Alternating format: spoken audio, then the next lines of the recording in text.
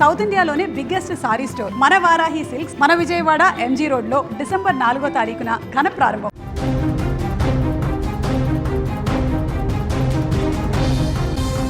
తెలుగు రాష్ట్రాలను మరోసారి ప్రకృతి విలయం వెంటాడబోతుంది. బంగాళాఖాతంలో బలపడినటువంటి దిత్వా తుఫాన్ అల్లకల్లోలం సృష్టించేందుకు ఆంధ్రప్రదేశ్ తీరం వైపు ఉగ్ర రూపంతో దూసుకువస్తుంది. ఈ తుఫాను ప్రభావంతో ఇప్పటికే ఏపీలోని 3 జిల్లాలకు రెడ్ అలర్ట్ కూడా జారీ చేశారు. ఈ తుఫాను ప్రభావంతో తీరం వెంబడి గంటకు 80 కిలోమీటర్ల వేగంతో పెనుగాలులు వీచే అవకాశం ఉందని వాతావరణ శాఖ హెచ్చరిస్తుంది.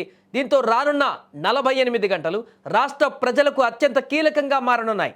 ప్రస్తుతం నైరుతి బంగాళాఖాతంలో ఈ దిత్వా తుఫాన్ శక్తివంతంగా కొనసాగుతుంది. ఇది ఆంధ్రప్రదేశ్ తీరం వైపు మెల్లమెల్లగా దూసుకువస్తుంది. దీంతో రాష్ట్రంలోని పలు జిల్లాలలో మోస్తారు నుంచి భారీ వర్షాలు కురిసే అవకాశం ఉందని అధికారులు తెలిపారు. ముఖ్యంగా దిత్వా తుఫాన్ తీవ్రత చిత్తూరు, శ్రీ పొట్టి శ్రీరాములు, నెల్లూరు, తిరుపతి జిల్లాలకు అధికంగా ఉండబోతుండడంతో ఈ యొక్క జిల్లాలకు రెడ్ అలర్ట్ జారీ అయింది. అలాగే మిగిలిన జిల్లాలలో కూడా మోస్తారు వర్షాలు కురిసే అవకాశం ఉంది. ఈరోజు రేపు భారీ నుంచి అతి భారీ వర్షాలు కురవనున్నాయి. ఈరోజు తిరుపతి, చిత్తూరు, శ్రీ పొట్టి శ్రీరాములు, నెల్లూరు జిల్లాలలో అత్యంత భారీ వర్షాలు కురుస్తాయని అధికారులు అంచనా వేస్తున్నారు. అలాగే కడప, ప్రకాశం, అన్నమయ్య జిల్లాలలో కూడా భారీ నుంచి అతి భారీ వర్షాలు పడవచ్చు. ఇక బాపట్ల, గుంటూరు, పల్నాడు, అనంతపురం, కర్నూలు, శ్రీ సత్యసాయి, నంద్యాల జిల్లాలలో భారీ వర్షాలు కురిసేందుకు అవకాశం ఉంది.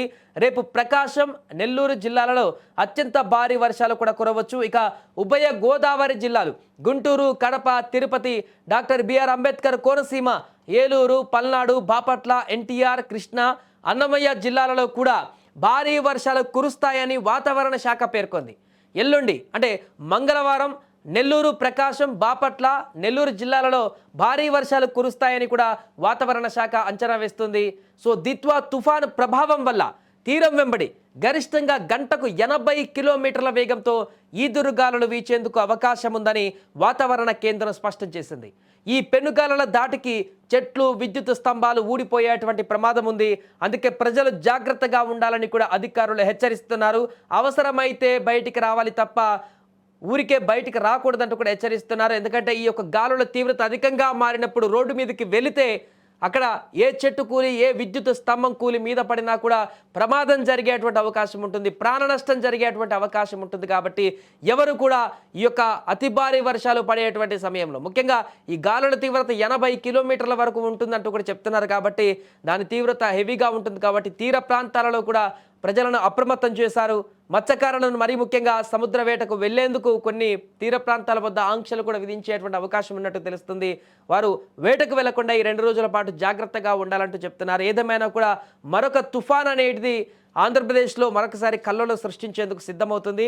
మోంతా అంత ఎఫెక్ట్ చూపించినప్పటికీ కూడా 3 జిల్లాలలో మాత్రం అత్యంత ప్రభావం అయితే ఈ యొక్క దిత్వా తుఫాన్ది ఉండేటువంటి అవకాశం ఉన్నట్టుగా కనపడుతుంది. ఆ యొక్క జిల్లాలలో ప్రజలైతే చాలా అప్రమత్తంగా ఉండవలసిన అవసరం ఉంది.